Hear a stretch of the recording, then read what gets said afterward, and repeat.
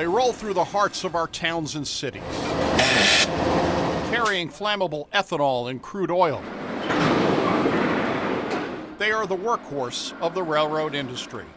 DOT 111 tankers like these screeching along the edge of downtown Decatur are in the crosshairs of regulators in the U.S. and Canada.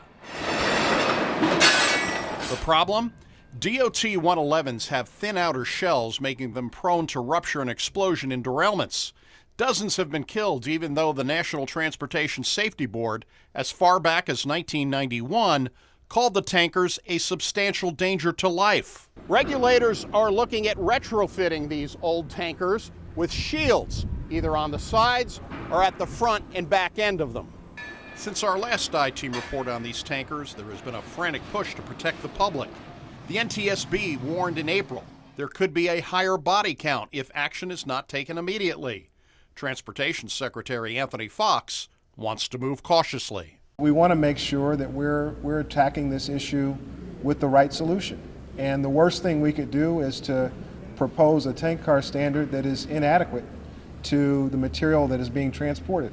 In Canada, where 47 people died in Lochmaganic in a DOT 111 accident, 5,000 of the tankers will be banned almost immediately. Thousands of additional cars need to be fixed.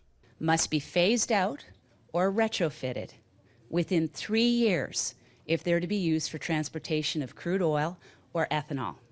In the United States, Congress is demanding new standards for DOT 111s come quickly so rail companies know how to deal with the problem. We could have some certainty. Right now, there's so much uncertainty. People aren't going to make the investments in safer cars, and we're going to keep running these crummy 111s as they are and killing people. And we heard this noise. We looked out the window, and we saw a giant fireball. The trains were burning.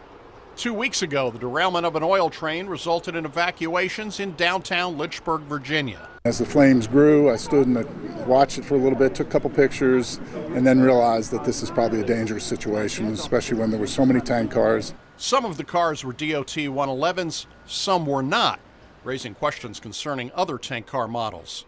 The railroad industry, represented by the Association of American Railroads, is calling for a closer look at tanker safety.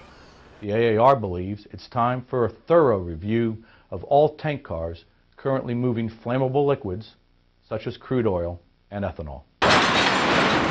5 days ago, the Transportation Department ordered railroads moving 35 cars or more of crude oil out of North Dakota and Montana to notify states of the routes they are using to move those hazardous shipments.